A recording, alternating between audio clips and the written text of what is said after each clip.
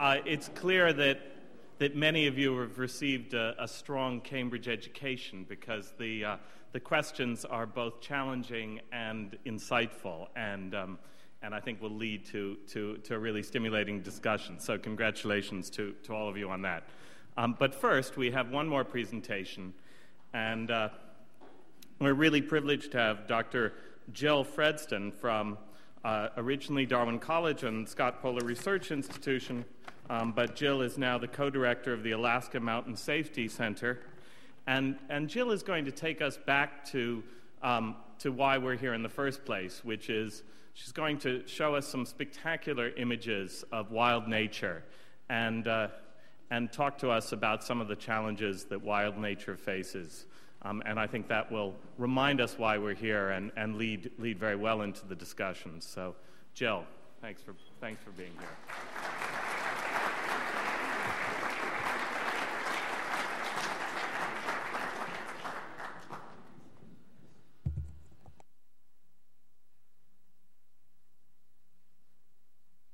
The answer to the question that you have had in your mind now for probably at least an hour is 14. That is children, grandchildren, and great-grandchildren of the Queen Mother. At least that's what Bill thinks. He's not totally sure, but that's what he thinks. If he had asked me, I was really glad I wasn't sitting in the front row, I would have said, who is the Queen Mother? There's a tendency to celebrate the vastness of wild places. How many people have been to Alaska? Wow, good half of the room. Most of us have seen maps in which Alaska has been superimposed on the rest of the United States and barely leaving any room north to south, east to west. There's a standing joke in the Alaska State Legislature that if you were to divide Alaska in half, Texas would be the third largest state in the Union. I've been impressed as I travel by the mystique that wild places in Alaska holds. Even people that will never venture north seem to take great comfort in its possibilities. But I've come to see wild places as islands, being battered into smaller and smaller bits. I promised you a view from water level, and to do that, I need to introduce you to my husband, Doug Fessler. For many years, we've led a double life. We work in the winter as avalanche specialists, and then we take off on long journeys in the summer for 3 to 5 months in the Arctic. For about the first 13,000 miles, he was in a kayak, and I was in a rowing boat with a sliding seat. And yes, I did row at Cambridge. When you ask Doug about kayaking, he says there's something very logical about facing forward. He says that he likes being sealed within his spray skirt. He'll only very reluctantly admit that he switched over to rowing eventually because his shoulders were beginning to wear out from trying to keep up with the rowing boat. When I'm asked the difference between kayaking and rowing, I generally answer with another question, and that is, are these kayaker legs or rowers' legs? You see, if they're kayakers' legs, you have to extend that deadly pale Alaskan or British skin all the way up the legs.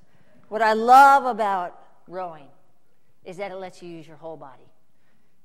The beginning of one stroke just folds into there's no beginning or end to any of the strokes. It's the closest to creating visual music, to just flying over water that I've ever come, to being a ballerina that I'll ever come. Our boats have evolved over the years. We're now both rowing these. These boats, if we need them to, can hold as much as 100 days of food. We don't really like to carry that much food because it sinks them right down to the gunnels. And it can be very demoralizing to know in May every single thing you're going to eat until September. But we either have it, we have everything we need to stay alive, and if we don't, then we need to figure out how to improvise. And there's a tremendous, I think sometimes in our lives, we're blitzed with too many choices every single day. And there's a tremendous focus that comes with simplicity. What we love about paddling is that it lets you tickle the shoreline, and you see things that you might not otherwise see. We've rowed most of the coast of Alaska. We've rowed a lot of northern Canada. The coast of Labrador is one of our favorites, several summers in the Northwest Passage. We've paddled the west coast of Greenland, circumnavigated Spitsbergen, and rowed the coast of Norway from Sweden to Russia. It's about 25,000 miles, which is not at all a function of undue strength or bravery. It's simply repetitive motion over many, many years. This picture was taken in Greenland. Why the North? Believe me, it's a question that you ask yourself on mornings like this. But the reason is that we like wild country. And for the most part, wild country does better where there are fewer people, and there tend to be fewer people where the weather can be truly horrendous. I think this question of perspective as travelers is important to think about. What we see depends on what we expect to see, what we want to see, what we've seen before. The value of travel is that it takes us outside of ourselves and also deeper within. It reminds us that all places are connected to all other places with very simple things like air and water in common. We make this assumption that we just open our eyes and we see what there is to be seen. But in reality, it's not that way at all. Everybody is familiar with this logo, yes? How many people see the arrow? 1, 2, 3, 4, 5, 6, up to 10, 15. What's interesting is that it's formed by the white space. It's formed by what isn't there between the E and the X. And I warn you now that you see the arrow. You will see the arrow every time the FedEx truck drives by. But we miss a lot. And I'm reminded of that quite commonly. You know, I have a friend who put a pizza in the oven, went out for a half-an-hour bike ride, flipped over the handlebars of his bike, and he's quadriplegic. And now I see wheelchairs every single day, and I think, why didn't I see those wheelchairs before? And it just wasn't part of my way of knowing the world. So what do you see in this picture? This is west of the Mackenzie River, where the Mackenzie River hits the Arctic Ocean. If you're cold, you might see the wood. If you're a flower lover, you might notice the lupins. If you're a history buff, you might recognize that this is where Amundsen wintered over when he was going through the Northwest Passage. If you're me, you're probably wondering if the boats are floating away. And if you're a dedicated urban dweller, you might still be wondering, what's in that picture?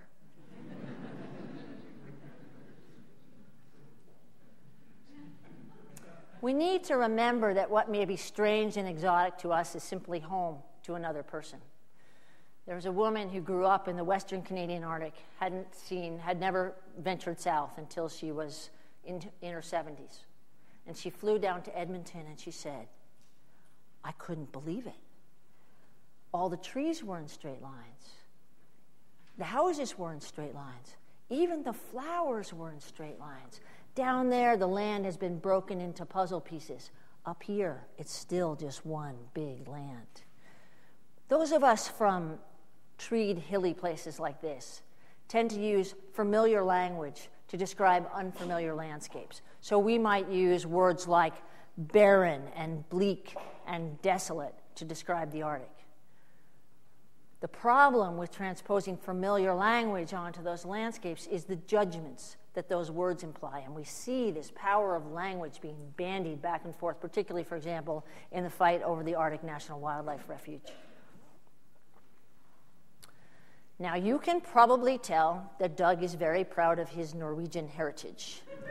His great-grandfather, Toluf, emigrated from Norway in 1856, and he left because his deeply religious mother wouldn't let him play the violin. She thought that the devil lived in the violin.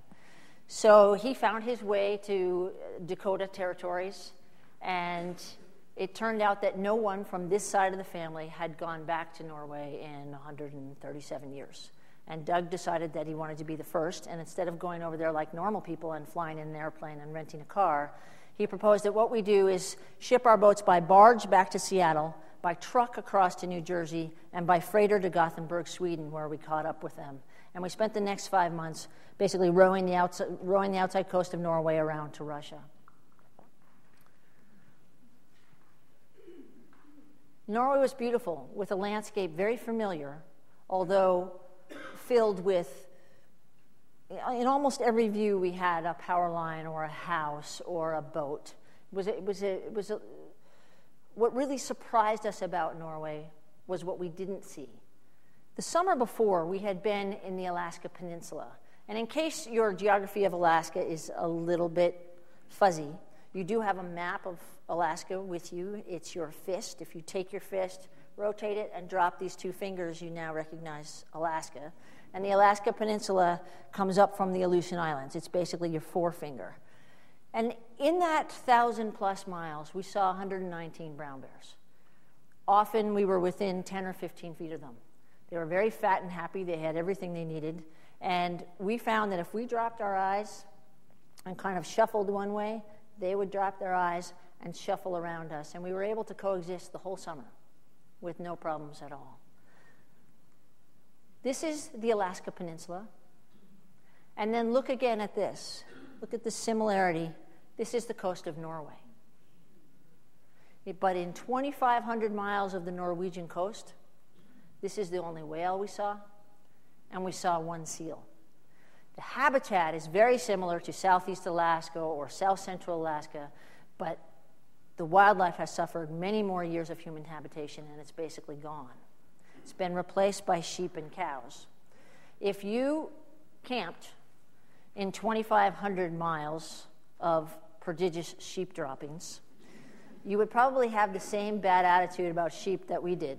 So it wasn't clear at all what we should do when we came here one day, and the sheep had fallen off a cliff, and it was in water up to its neck, and the tide was rising, and the sheep was bleeding, and it had something wrong with its leg, and something wrong with one eye, and we do a lot of mountain rescue work, so I immediately went into rescue mode, thinking it was our responsibility to get the sheep up the cliff.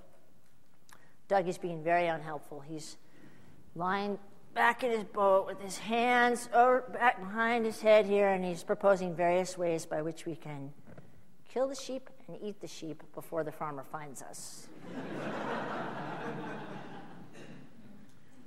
But we would stand on points, and again, this is not to bash Norway.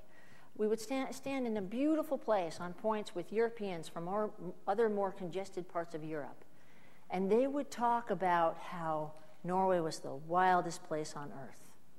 And it was really the first time I felt this concept of shifting baselines in my gut. And it really was a catalyst for writing Rowing to Latitude. It made me realize that we're not going to know what's missing if we've never known it to be there.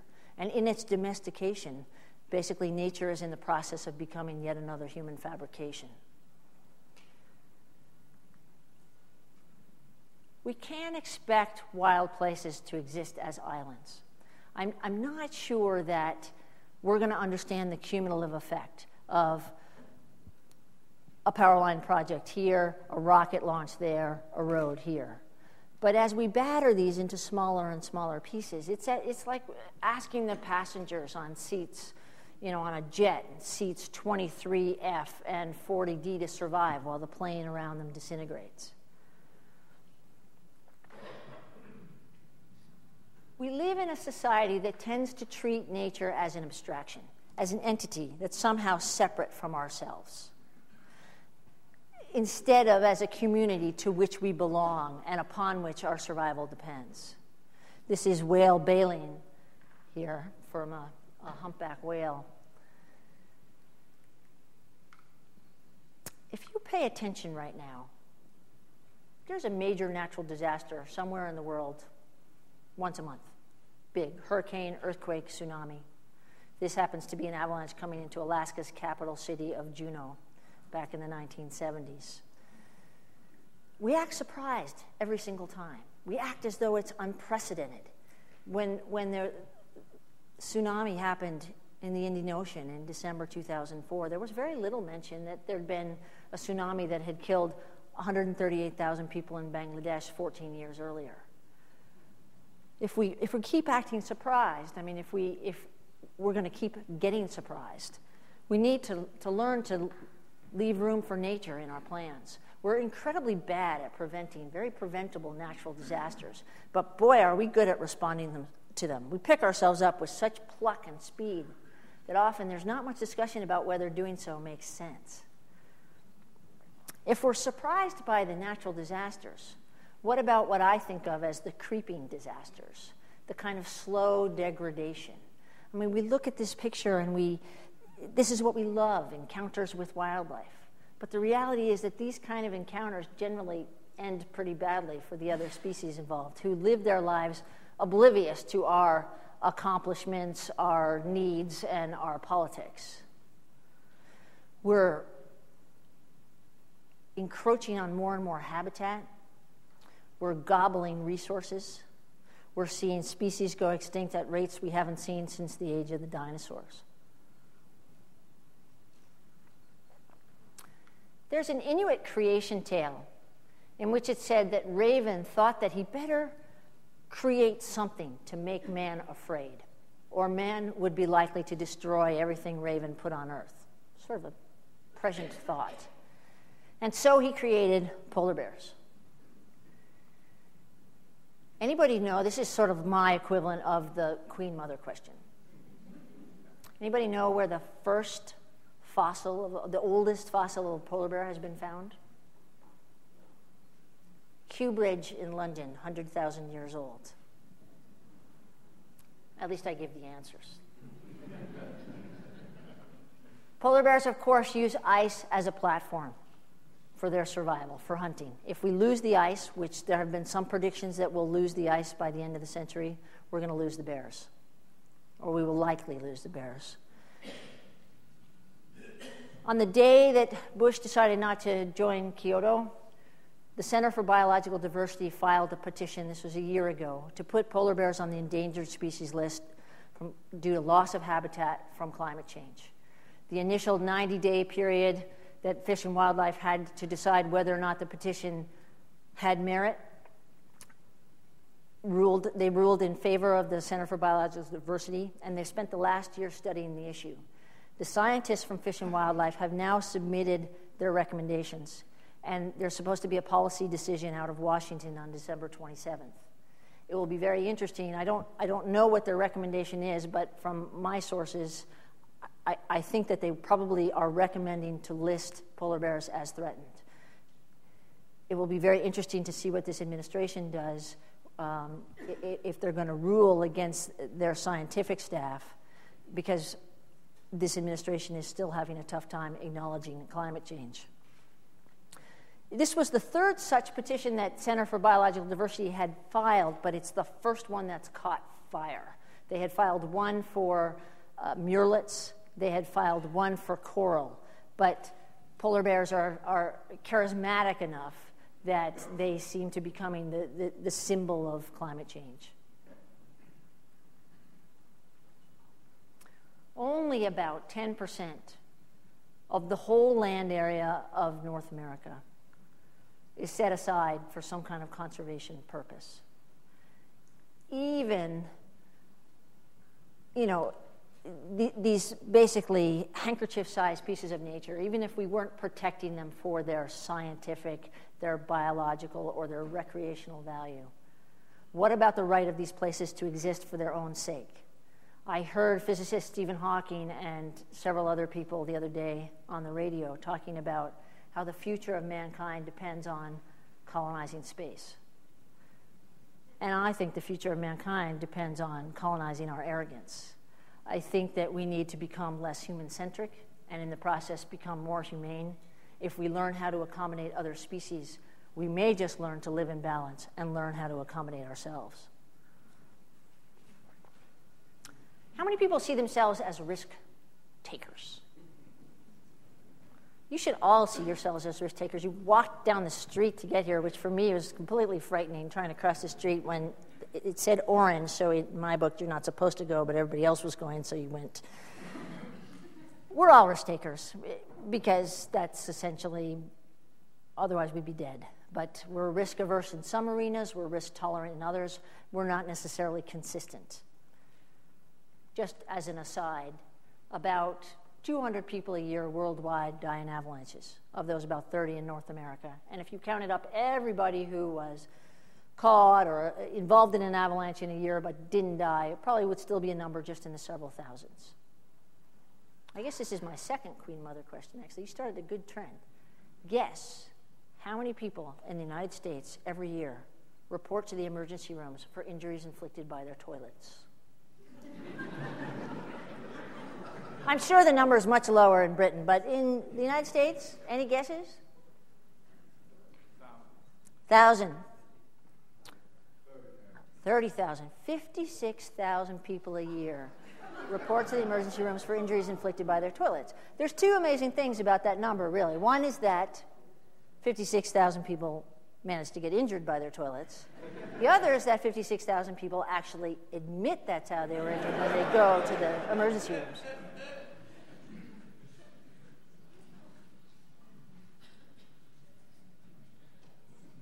My experience is that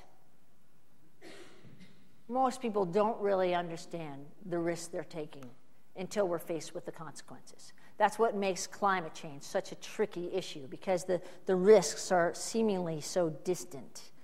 It's much easier. I found this in rowing. I found this in my avalanche work. Sometimes it's much easier to take risks than it is to learn how to minimize them. The word risk has an Italian root, meaning to dare, implying both opportunity and choice. If we take on risks, but we treat them as games of chance, then we essentially shape our fate.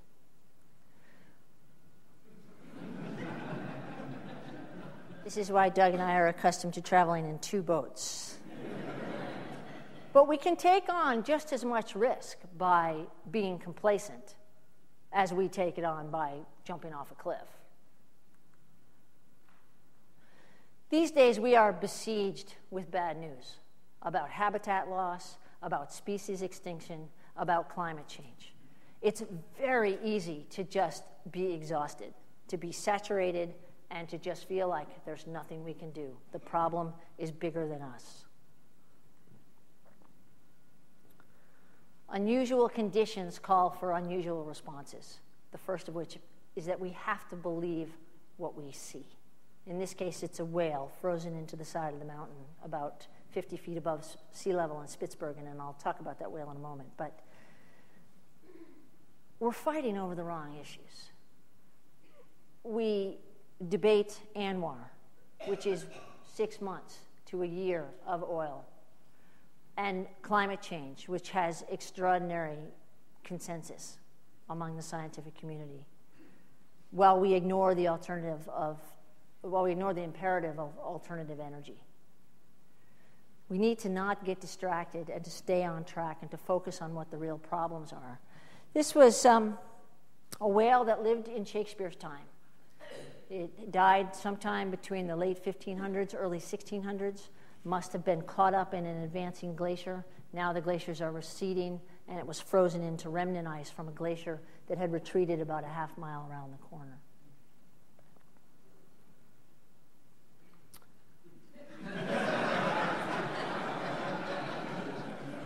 Sometimes, in the rush to assign blame, we overlook what the fundamental problems are. We look everywhere for solutions except for ourselves. We want to blame the other guy. And we're sending the wrong signals a lot of the time. There's really no reason why good business practice and good environmental practice can't go hand in hand. It's like deciding to burn the house down as a way to keep warm. So I would encourage you to jump in. And there are many, many ways to jump in. If you can, help conservation groups buy habitat. As Will Rogers said, they ain't buy land, they ain't making more of the stuff.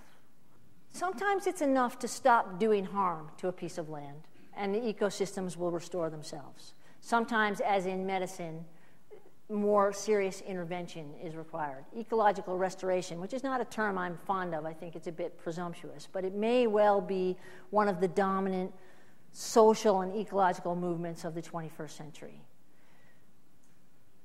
Get your hands dirty. Help clean up a river. Reestablish native flora and fauna. This isn't something that you have to travel around the world to do. Most communities have ecological restoration projects. One notable one here in the city is Prospect Park in Brooklyn.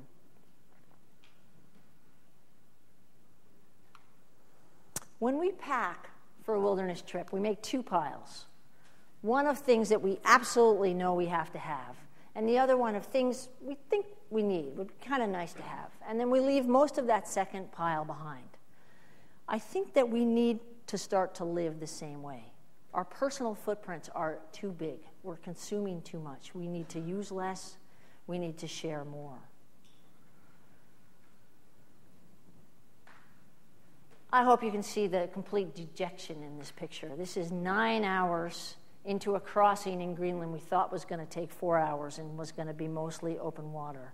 We're still 4 miles from land. It's 2 o'clock in the morning. Our legs are starting to jackhammer because we've been jumping from piece of ice to piece of ice for a long time.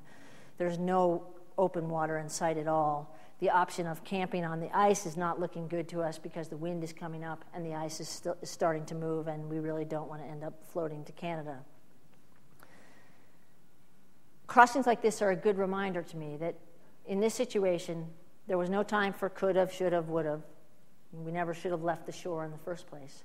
And all you could really do was to just take a step at a time. If we take enough individual steps, it adds up to cumulative change. And those steps can be very simple. Walking more, building smaller houses, turning the thermostat down. I mean, you've heard all of these things, but again, I think that we get so overwhelmed by the scope of the problem that we forget that the little steps add up. One of the things...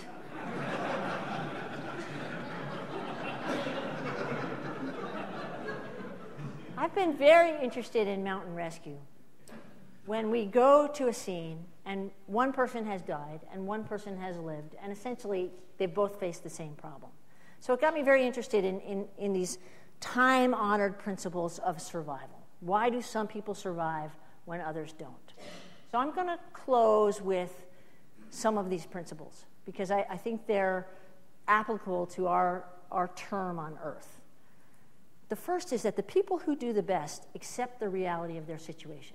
They get through the denial phase as quickly as possible because that enables them then to start to deal with the problems that face them. They stay calm, use fear to focus rather than fear to paralyze. Figure out what the problem is.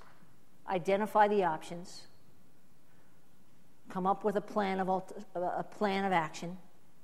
Often, when the tasks seem insurmountable, just break them down into smaller tasks. And the most important thing, and you see this in story after story, is a belief that you can succeed. Work to keep your team moving in the same direction and foster a sense of community. This is in the Northwest Passage. We were in the tent. And all of a sudden, the ground started to shake. And then we had 700 caribous just streaming down the beach and across the tundra and partying around the tent as though the tent was an island and coming back together on the other side. Be creative in your use of resources. Use humor whenever you can. It's interesting. Most of the people who survive will talk about just as they were about to die, having this intense appreciation for the beauty of the ocean or the mountain or whatever it was that was about to kill them. And it seems to be that by appreciating the beauty, you're still able to see a world bigger than yourself and therefore able to function within it. So believe you'll succeed. Keep pulling. I want to close here with definitive proof that Doug is hard-headed. This is what happens when you wait on the coast of Greenland for the ice to move, and you wait for 2 weeks, and there's no weather, and the ice is melting a drop at a time, and you look for ways to amuse yourself, and this is about all you can come up with. But I want to read you something that I think is a pretty good summary for the predicament we face now.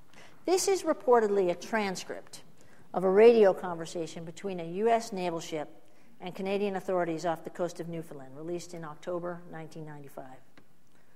Americans, please divert your course 15 degrees to the north to avoid a collision. Canadians, please divert your course 15 degrees to the south to avoid a collision.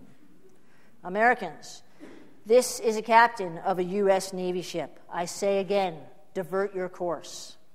Canadians, no. I say again, you divert your course. Americans, this is the aircraft carrier USS Missouri. We are a large warship of the U.S. Navy. Divert your course now. Canadians, this is a lighthouse. Your call.